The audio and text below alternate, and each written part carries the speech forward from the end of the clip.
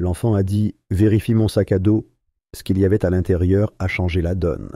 La salle d'audience était bondée ce matin-là. Une foule qui ressemblait plus à un enterrement qu'à un procès. Chaque siège sur les bancs de bois était occupé et les gens se tenaient immobiles le long du mur du fond, silencieux et raides, les corps serrés les uns contre les autres, les yeux rivés au loin.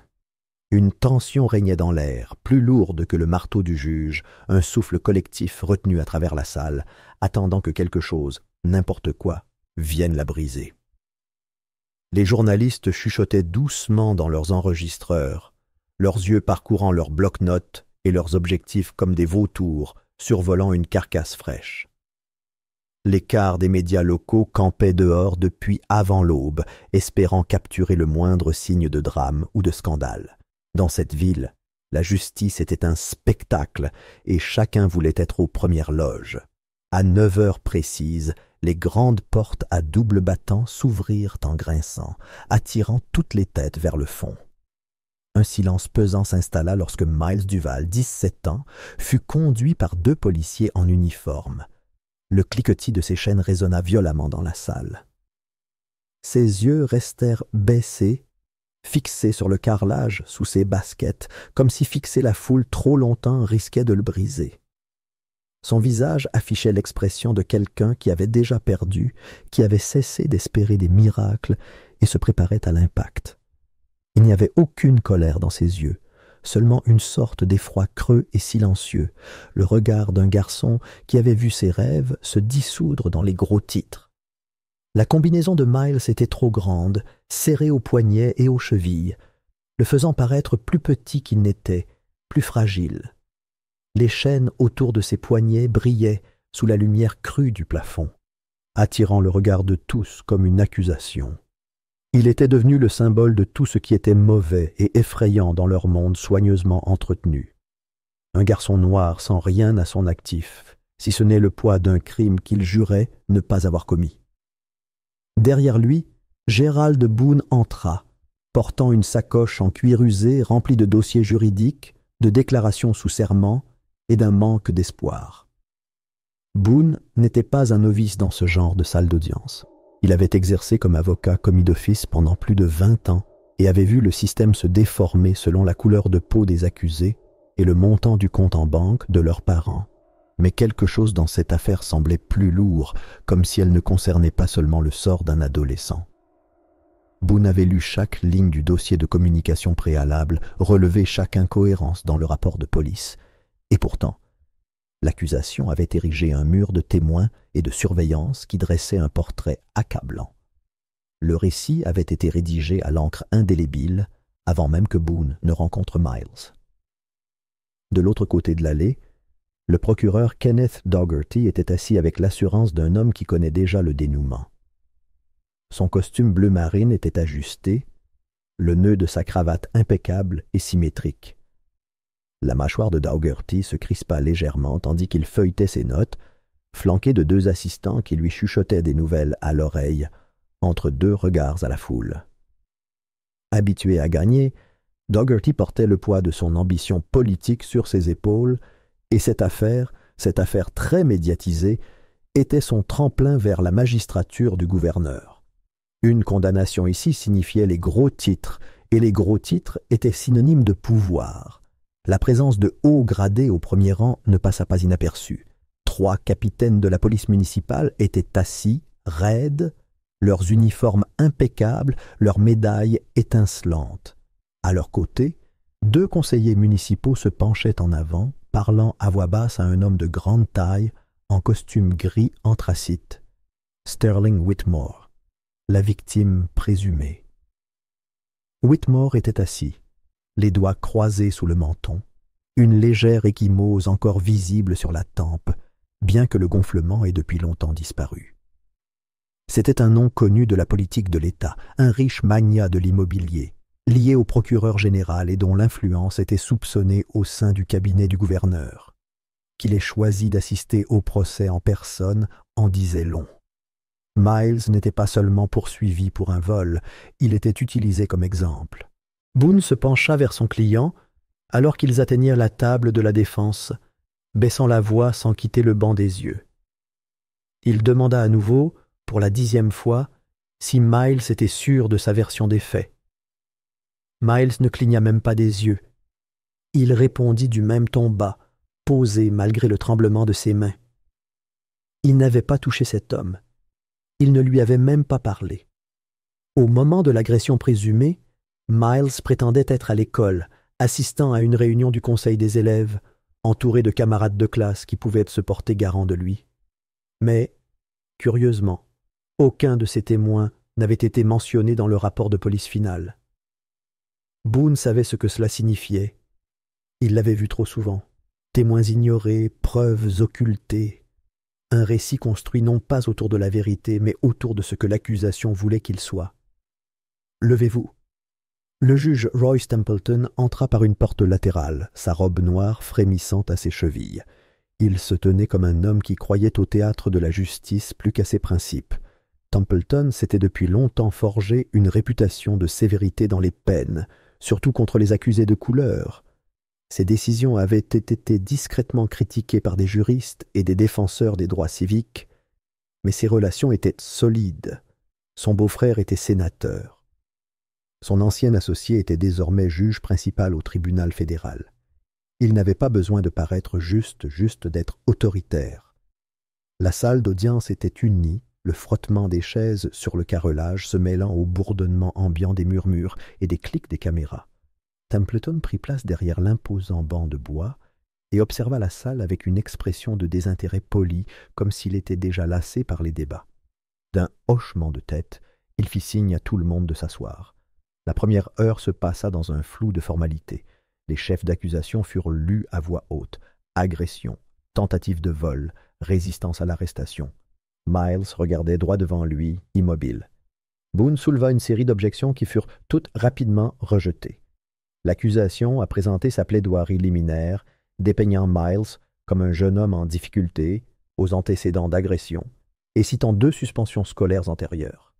L'une pour une bagarre dans un couloir, l'autre pour menace présumée envers un enseignant, bien que toutes 2 aient eu lieu des années auparavant et n'aient pas donné lieu à des poursuites pénales.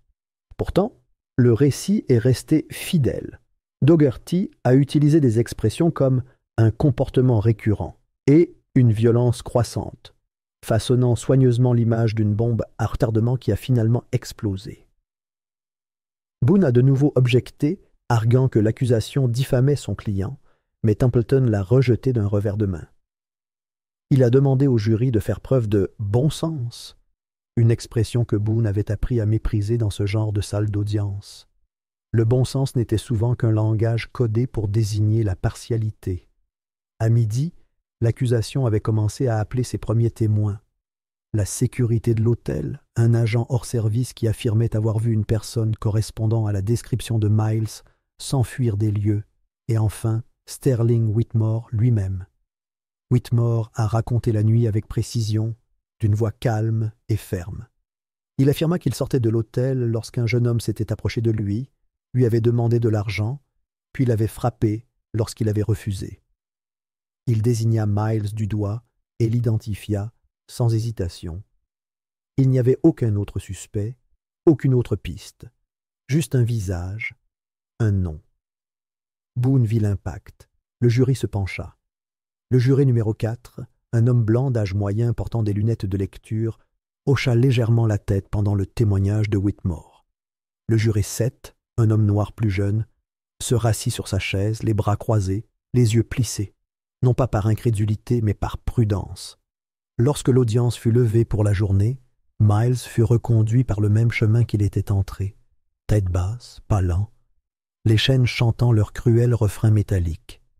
Boone resta derrière, rassemblant ses papiers en silence, conscient que ce à quoi ils avaient affaire n'était pas seulement une affaire. C'était un système qui avait déjà pris sa décision. Et pourtant, au fond du cartable de Boone, enfoui sous des papiers et des notes griffonnées, se trouvait une simple déclaration d'un professeur de première année qui s'était porté garant de la présence de Miles à l'école le jour de l'incident. Une déclaration qui, mystérieusement, n'avait jamais été suivie d'effet par la police. Quelque chose se noua dans les entrailles de Boone. Il y avait plus que cela, beaucoup plus que cela. Mais il savait qu'il valait mieux ne pas prendre de mesures audacieuses trop tôt.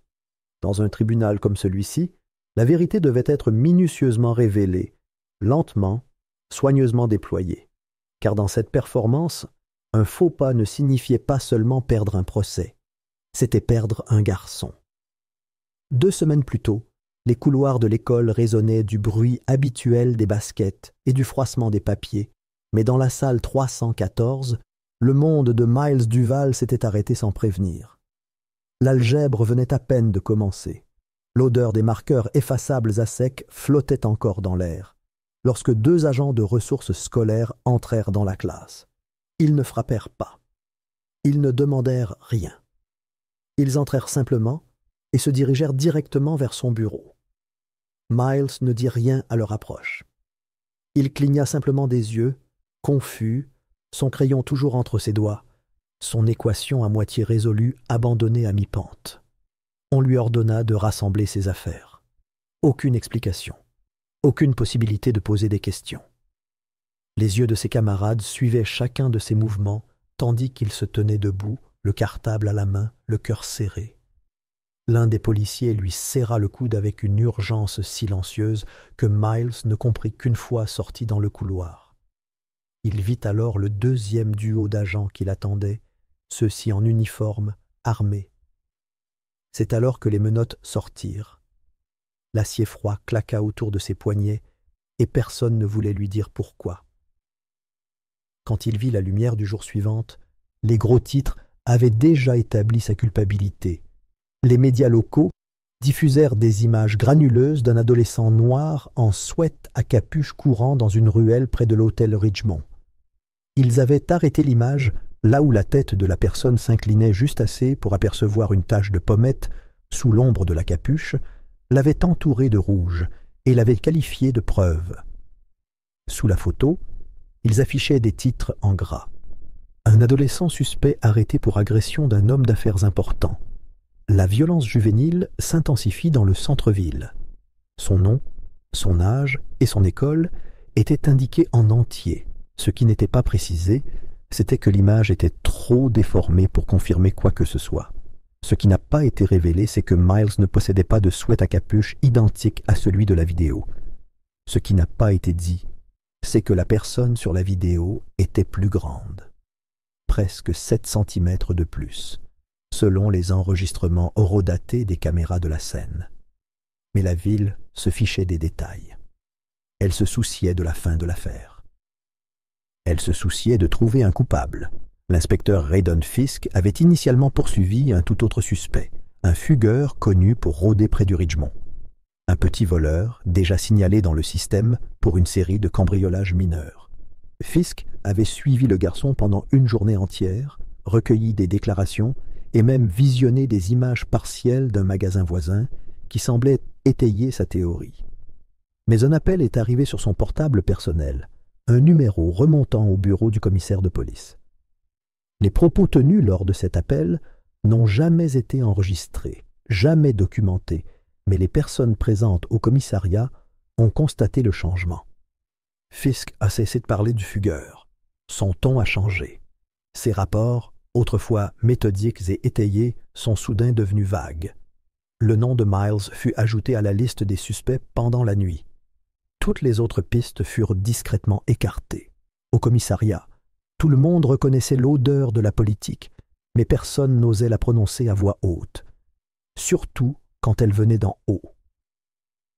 3 nuits avant le début du procès, Gerald Boone s'attarda devant le palais de justice, l'odeur du trottoir trempé par la pluie montant dans l'air lourd du printemps. Il était resté tard pour préparer ses notes de contre-interrogatoire, le regard fatigué et raide après des heures passées penché sur les dossiers. Le parking était presque vide lorsque le SUV noir entra, vitre noire comme l'obsidienne. Il s'arrêta à côté de lui sans prévenir, le moteur tournant au ralenti.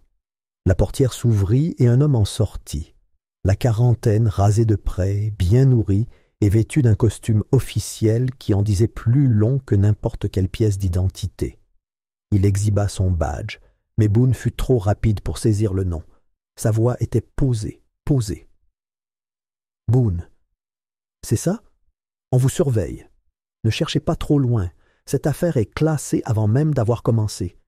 Jouez votre rôle et repartez avec votre carrière. » Et comme ça, il disparut dans le SUV. Pas de menace, pas d'armes. Juste ces 6 mots, prononcés avec une venin désinvolte, qui persista longtemps après que les feux arrière aient disparu dans l'obscurité. Gérald resta figé 1 minute entière. Le poids de cette rencontre. Alors Gérald creusa. Il retourna à l'hôtel Ridgemont 2 matins plus tard, troquant son costume pour un jean et un coupe-vent, se fondant dans la masse comme un client. Il s'adressa à tous ceux qui voulaient bien parler. Portiers, chasseurs, personnel d'entretien. La plupart détournèrent le regard. L'un d'eux marmonna qu'il avait des enfants et ne voulait pas d'ennui. Le plongeur, un jeune homme au regard perçant et aux mains calleuses, avoua avoir vu un homme plus grand surgir de la ruelle derrière l'hôtel. Il dit que ce n'était pas Miles. Il dit qu'il en était sûr. Mais lorsque Gérald demanda une déclaration officielle, l'homme secoua la tête. « Ils vont me faire disparaître, mec. Je ne cherche pas à perdre mon boulot. Tu ne comprends pas. Ils ne laissent personne parler contre eux. » Gérald comprenait plus qu'il ne le laissait paraître. Ce n'était pas seulement la peur du chômage. C'était le poids des regards invisibles, la pression du silence systémique. Ces gens avaient appris à survivre en détournant le regard, en faisant profil bas. Il retourna à son bureau ce soir-là avec un bloc-notes rempli d'impasses et une dure vérité. Miles avait été trahi. Pas de preuves irréfutables, pas d'aveu vidéo, mais les trous dans l'histoire étaient suffisamment larges pour y passer une voiture de police. La question était de savoir si le tribunal s'en soucierait. Lorsque le 2e jour du procès arriva, la salle d'audience se fit plus froide. La foule s'était agrandie. Plus de caméras, plus de murmures.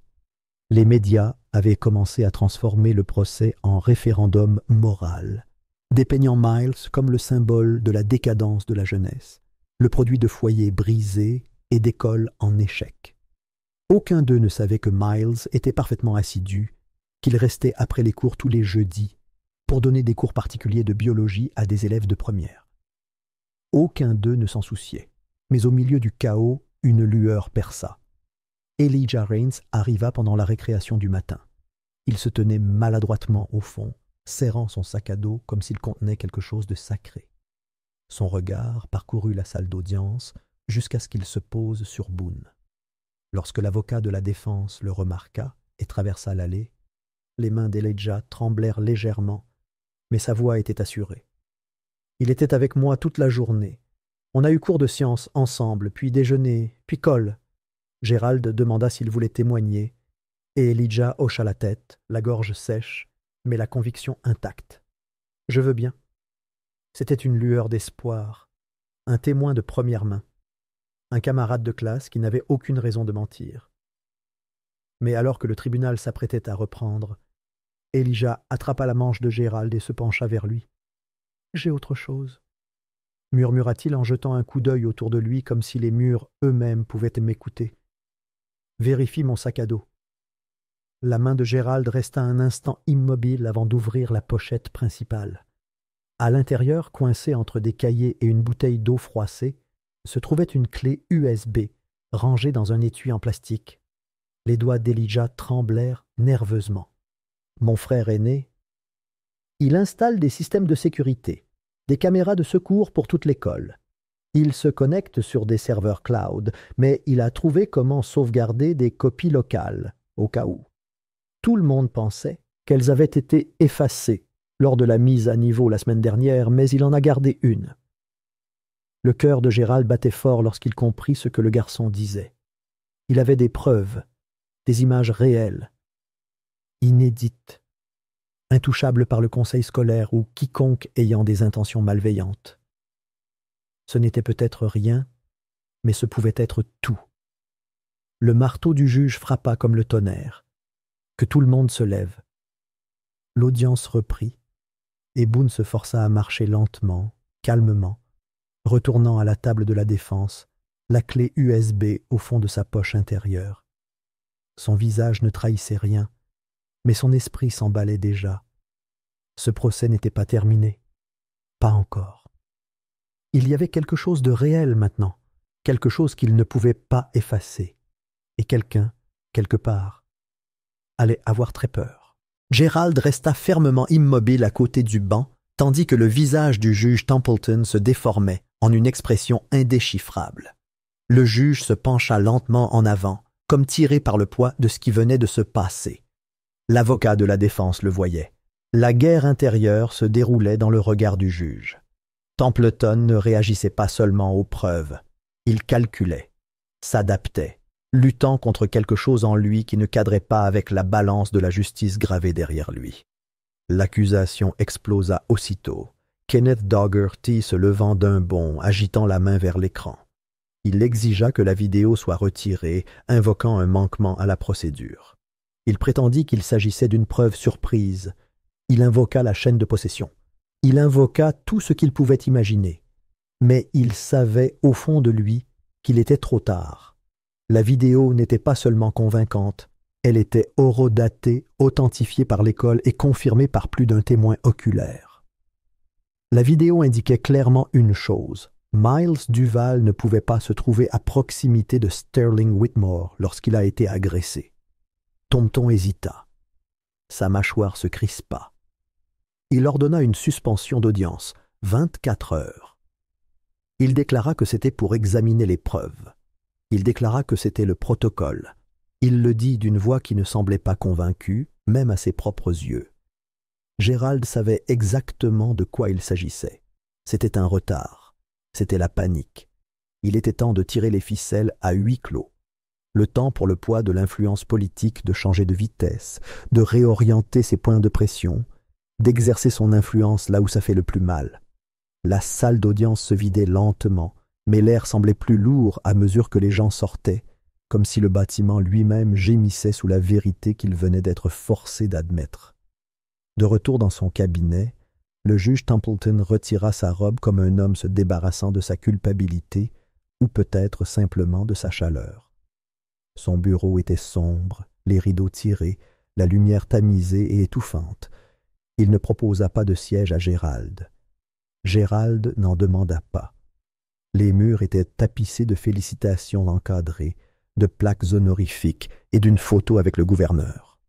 Mais la pièce maîtresse était un portrait signé de Sterling Whitmore et du procureur général, tout sourire et costume sur mesure.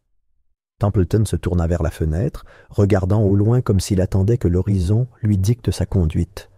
Gerald se tenait à la porte, les poings légèrement serrés, le dos droit. Il s'attendait à une résistance, mais il ne s'attendait pas à ce que le juge lui-même soit aussi impliqué. La voix de Templeton était basse, teintée de résignation.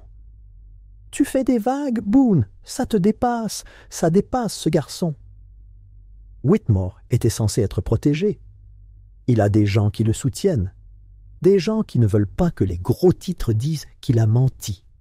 Gerald s'avança, le sang bourdonnant dans ses oreilles. Il avait déjà été prévenu une fois.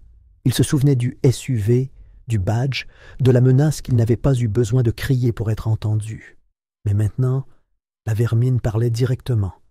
Gerald ne broncha pas, il ne scia pas. Il posa la seule question qui comptait. « Tu laisserais un enfant innocent aller en prison pour protéger un milliardaire corrompu ?» Templeton ne répondit pas. Pas vraiment. Il se tourna vers la fenêtre et resta longtemps planté là, la mâchoire serrée, la nuque raide. Puis il dit « Va-t'en, Boone. » Ou on t'enterre aussi. Le lendemain matin, aucune réponse, seulement une tension accrue. Le palais de justice était plus sécurisé que d'habitude. 2 nouveaux agents postés à l'entrée principale, scrutant les poches et les yeux avec la même attention. Gerald arriva tôt, mais pas avant Dougherty, qui se tenait juste à l'intérieur de la salle d'audience, accompagné de 2 nouveaux agents, des conseillers politiques, à en juger par leur apparence, ou peut-être pour limiter les dégâts. Elijah revint à son tour, et dès qu'il franchit la porte, un des gardes le prit à part. Gerald s'empressa d'intercepter les gens, exigeant de savoir ce qu'ils pensèrent faire. Ils prétendirent que c'était une précaution standard. Ils prétendirent obéir aux ordres, mais le message était clair. L'intimidation n'était pas exclue. Miles entra le dernier, de nouveau enchaîné, même si sa posture avait changé. Il n'était plus affaissé. La vidéo avait changé quelque chose. Il n'avait pas l'air victorieux, il n'était pas si naïf. Mais il n'avait plus l'air écrasé non plus. Il marchait différemment, les épaules un peu plus droites, le regard fixé, toujours effrayé. Toujours âgé de 17 ans, mais maintenant, il avait la vérité en lui. La cour reprit ses travaux. Templeton retourna à son banc, l'air indéchiffrable. L'accusation n'avait aucune véritable réplique. Dougherty tenta de reprendre pied, jugeant les images peu concluantes malgré l'horodatage précis. Gérald le démonta en 3 phrases. Il présenta les relevés de présence scolaire, des métadonnées numériques, une déclaration du conseiller du club média confirmant le programme de la journée. Chaque document ajoutait du poids à une vérité que l'accusation ne pouvait plus ignorer, même si elle feignait de le faire. Gérald se tint devant la cour et fit une chose rare. Il marqua une pause, non pas pour les faits, mais pour plus de clarté. Il laissa le silence s'installer, avant de rappeler à tous ceux qui étaient présents que Miles Duval n'était pas qu'un jeune garçon en procès. Il était le symbole de la rapidité avec laquelle le pouvoir pouvait déformer la vérité. Le juge annonça une nouvelle suspension d'audience, plus courte cette fois. 15 minutes. Mais ce fut suffisamment long pour que Gérald se retrouve une fois de plus pris à part, cette fois par l'un des conseillers municipaux qui siégeait au premier rang depuis le premier jour. L'homme ne se présenta pas. Il n'en avait pas besoin. Il s'approcha et baissa la voix. Ils vous proposeront un marché, une peine moins lourde, une peine purgée. Le gamin s'en tire, le système sauve la face. Vous feriez mieux d'accepter. Gérald ne répondit pas. L'homme ajouta encore une chose avant de s'éloigner. Si vous insistez, le garçon ne sera pas le seul à voir sa vie ruinée. Lorsque l'audience reprit, la salle parut plus petite, comme si l'air était devenu lourd, lent, observant. Le juge s'éclaircit la gorge, mais sa voix avait moins de poids maintenant. Gérald le voyait bien. Templeton savait que la pression ne tiendrait pas éternellement, pas après ces images, pas avec les murmures qui s'élevaient au-delà des murs. Les médias avaient eu vent de la situation. Le palais de justice n'était plus un coffre-fort scellé. La vérité fuyait, lentement, mais indéniablement. Gérald s'approcha à nouveau du banc, cette fois avec le feu dans les veines et le calme dans le ton. Il ne créa pas, il ne menaça pas. Il se contenta d'exposer les faits devant le tribunal, encore et encore, jusqu'à ce que même le silence n'ait d'autre choix que de l'écouter. La mère de Miles pleurait doucement depuis le dernier rang. Elijah resta assis, immobile, les mains jointes, les yeux rivés sur le garçon qu'il avait refusé d'abandonner. Et Miles, bien qu'enchaîné au poignet, sentit quelque chose se dénouer dans sa poitrine. La tempête n'était pas passée, mais elle avait changé de direction. Mais Gérald ne s'éloigna pas. Il ne pouvait pas après ce qu'il avait vu, pas après le regard que Miles lui avait lancé, les yeux écarquillés, creusés par la peur, mais portant encore une lueur d'espoir. Ce n'était pas un espoir de liberté, c'était l'espoir que quelqu'un, n'importe qui, puisse enfin le croire.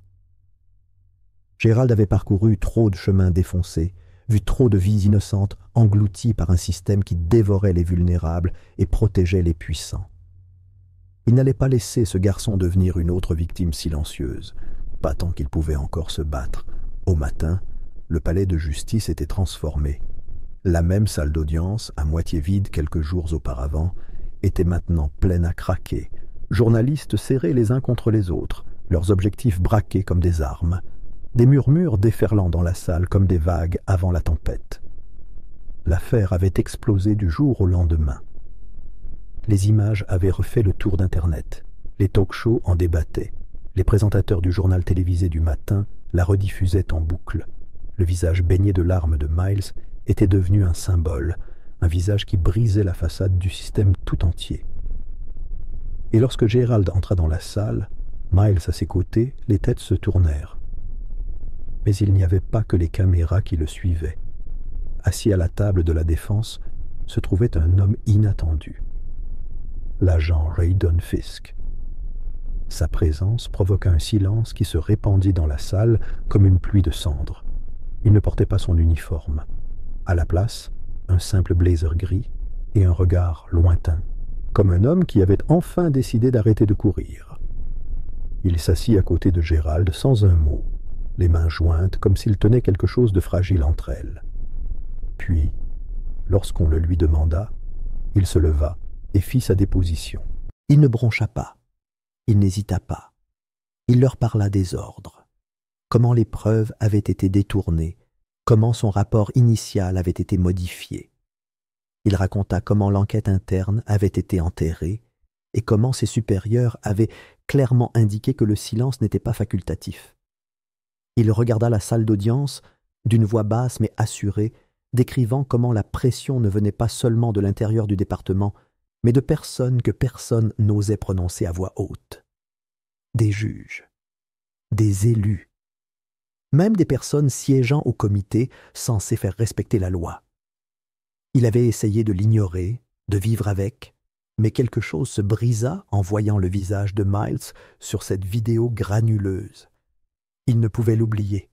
Impossible d'oublier le sentiment accablant que ce garçon était sacrifié pour protéger des ombres. Le juge Templeton devint rouge de fureur. Il frappa violemment son marteau, menaçant de mépris, exigeant le silence, mais les murs se fissuraient déjà. Personne n'écoutait, pas vraiment. Même l'huissier resta étrangement immobile, incertain du déplacement des lignes. La procureure Dougherty, se leva de sa table, l'air fragile, la voix tremblante, rejetant la déclaration comme un ouï-dire. Elle la qualifia de coup médiatique concerté. Mais ces mots restèrent à peine en suspens qu'elle fit demi-tour et quitta la salle d'audience sans un regard en arrière. Ce n'était pas de la défiance, c'était une retraite. Et pourtant, l'équipe juridique de Whitmore essayait de s'accrocher au bastingage d'un navire en perdition. Ils soutenaient que le garçon sur la vidéo pouvait être quelqu'un d'autre. Le grain, l'éclairage, l'angle, rien de concluant.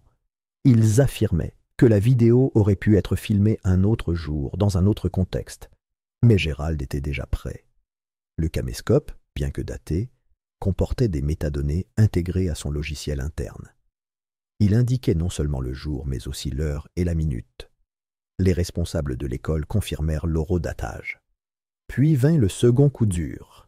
Un autre étudiant mit en ligne des vidéos des coulisses montrant Miles et Elijah répétant leurs textes dans la même salle de classe, le même jour. La preuve se trouvait dans un coin d'un cadre, un journal plié avec le titre du jour, clairement visible et sans équivoque. La salle d'audience n'explosa pas. Elle expira. Ce qui suivit fut moins une procédure judiciaire qu'une implosion. La défense de Whitmore se tut, stupéfaite, tandis que le poids des preuves écrasait tous les arguments. L'affaire se déroula comme un fil pourri. La chronologie s'effondra. La crédibilité des témoins se réduisit en poussière. Et au centre de tout cela, Miles était assis, agrippé au bord de la table, silencieux, n'osant pas respirer. Puis, comme une délivrance soudaine, le marteau retomba, mais cette fois, définitivement. Les charges furent abandonnées. Miles ne sursauta ni ne cria. Il ne bougea même pas au début. Ses yeux s'embuèrent.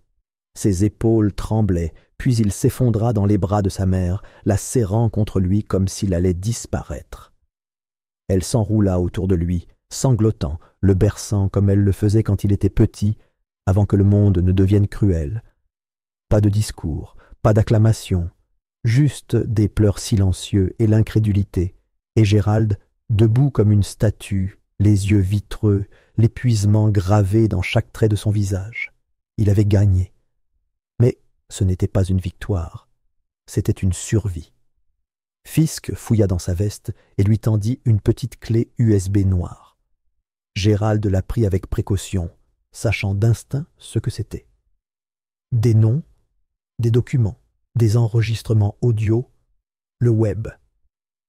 Pas seulement ceux qui avaient orchestré l'affaire Miles, mais ceux qui avaient fait tourner la machine pendant des années. Des décennies. Des politiciens qui souriaient aux caméras en validant des preuves enfouies. Des policiers au casier judiciaire vierge dissimulant un passé de mauvaise conduite. des juges qui statuaient sur des affaires qu'ils n'étaient jamais censés aborder. Tout était là. La suite des événements était incontrôlable. Les médias publiaient des reportages spéciaux à toute heure. Des enquêtes étaient ouvertes dans tous les services. Des grands jurys étaient convoqués. Le juge Templeton démissionnait quelques jours plus tard, invoquant des problèmes de santé. Le commissaire de police était placé en congé administratif en attente d'un réexamen. La procureure Dougherty disparut de la circulation, sans aucune déclaration. Son cabinet publia une brève note annonçant son absence prolongée. Mais des rumeurs circulaient au sein du cabinet. Démission, mise en examen sous scellé, accord conclu à huis clos. Les murmures se transformèrent en fureur. La fureur se transforma en élan. Les protestations reprirent, non pas chaotiques, mais vives, ciblées. Elles portèrent l'histoire de Miles comme un flambeau. D'autres affaires refirent surface. D'anciennes condamnations furent remises en question.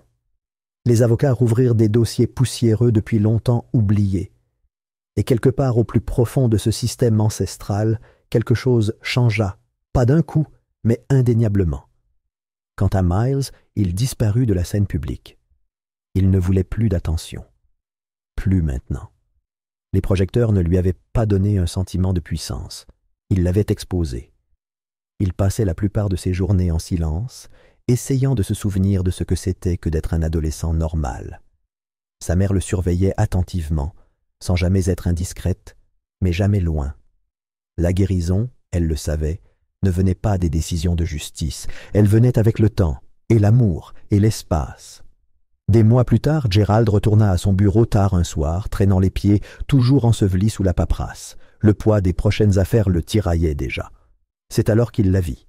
Une enveloppe sur son bureau, vierge de toute trace, à l'exception d'un mot dans le coin supérieur. Miles. Il s'assit, l'ouvrit et déplia une page. L'écriture était petite mais ferme. « Merci de m'avoir reçu, quand personne d'autre ne l'a fait.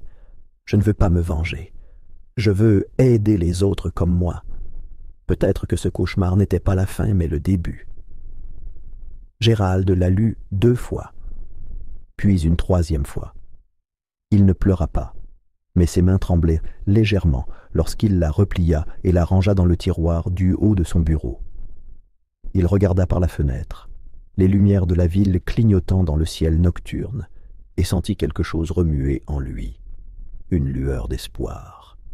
Peut-être que ce n'était pas qu'une affaire, peut-être que c'était une faille dans le barrage, peut-être, juste peut-être, que le système qui avait failli écraser un garçon comme Miles commençait à sentir le poids de sa propre pourriture. Et quelque part là-bas, dans les quartiers, les maisons et les cœurs qui avaient depuis longtemps cessé de croire en la justice, quelque chose d'autre s'est également réveillé. L'espoir.